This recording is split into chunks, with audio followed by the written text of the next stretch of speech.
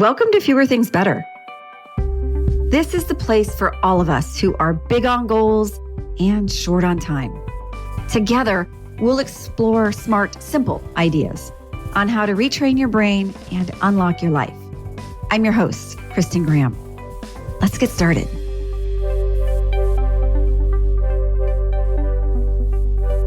Your brain is a master juggler. It is constantly taking in millions of bits of information every second. But you can only consciously focus on a tiny fraction of that. So it's sitting out there scanning, sorting, filtering, watching for anything important, looking for potential threats, managing distractions, delays, and whatever just got thrown on your plate 5 minutes ago. And at the same time, it's doing something else, quietly and persistently in the background. It's trying to remind you of everything that's still unfinished. These are called open loops. Anything your brain believes is incomplete. Tasks, decisions, conversations, ideas. Think of them like browser tabs. You open them for a reason, but your brain doesn't know which ones still matter and which ones don't. So if something is still open, your brain treats it like it's still important. And it's going to keep bringing it back up to you, usually at inconvenient times. When you're traveling, in the shower, trying to fall asleep, suddenly your brain is like, hey, what are we going to do about that thing? And this isn't random. It's your brain doing exactly what it's designed to do. Psychology research calls this the Zeigarnik Effect, where unfinished tasks stay active in our mind. This cognitive tension creates a mental checklist that just runs on an open loop. Today's episode is about how to acknowledge the checklist so your brain can close the loop, or at least minimize the window. The bottom line on top is that what your brain can't sort, it saves. You don't need to do everything on the checklist. You just need to help your brain know that you know. And most of the time, we're trying to do this. We jot things down, we make a note, we put that somewhere. Maybe we send ourselves an email. That's my thing. But if everything you capture from your brain ends up scattered across your phone, a notes app, different emails, sticky notes, random notebooks, or even just one giant list, that doesn't help your brain relax. Because now it all still looks open. You didn't reduce the noise, you just moved it. Plus, most of what we end up writing down aren't actually tasks. They're headlines like mom's birthday, quarterly report, doctor visit. And you can't do a project. You can only do a step of it. Like look up the number, check your calendar, send an email.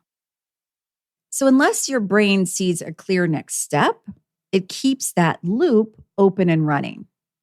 And the goal is not to just capture everything. It's to reduce the uncertainty for your brain. And you do that by giving things a place. A simple way to think about this is having two buckets. And this is where this gets practical. One bucket is quick action. This is where you capture and catalog the things that need to be done in the next few days. Not big tasks, but clear, visible, small steps. The second place to capture things is those open loops. So everything else, ideas, decisions, reminders, links, things that matter, just not right now. When things have a place, your brain can then filter and prioritize. And before something even makes it onto a list, there are two quick tools that can help. The first is the 2-minute rule, which is this. If something takes less than 2 minutes to do it right now. Don't even write it down. Look up that thing, hit reply, check the box, move on. You don't have to finish every single thing, but a small action tells your brain, hey, this is in motion. The second tool that can help is called ridiculously small steps. When something on our mind or our list starts to feel heavy, it's not a motivation problem. It's a clarity problem. It means the brain is looking at something too big, too vague, or too undefined. So make it smaller, not slightly smaller, ridiculously smaller. Open the browser, search the name, click the link. That's it. Your brain isn't demanding completion. It's just looking for movement. And small steps create something powerful. They remove friction. They lower the effort required to start, and they create just enough momentum to move the loop forward. A small step followed through also registers as progress. And that has a subtle reward response, a little hit of dopamine that says, yay, we did something. And over time, those small actions build a pattern, one that your brain trusts. And I'll add links in the show note to the other episodes related to the 2-minute rule and ridiculously small steps. So instead of a loop that interrupts you, give your brain a known path. Movement closes loops faster than intention. And one final note on capturing all of these things. Research shows that writing things down helps you process more deeply, which then gets into your memory recall. So whether you're doing it by hand or on an app, just have a regular place that your brain knows it can check. But the bigger issue is whether your brain trusts the system.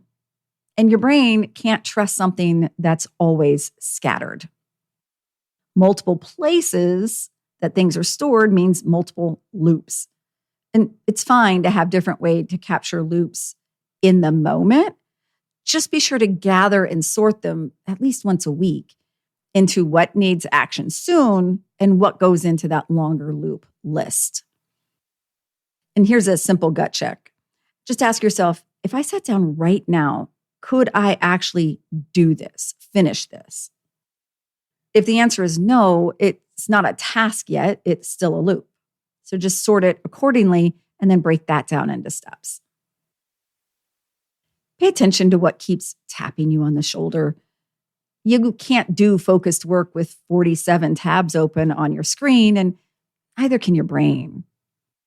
So before you open another mental tab, pick one that's already open that your busy brain is tracking and write it down. Give it a step. Not a plan, just a step. This is how you can start to close some of those busy tabs. And once the open loops start to find a place, your brain can finally start to enjoy some space. And hopefully you will too. For more Fewer Things Better, find us over on YouTube or join our newsletter at unlockthebrain.com/newsletter. See you next time.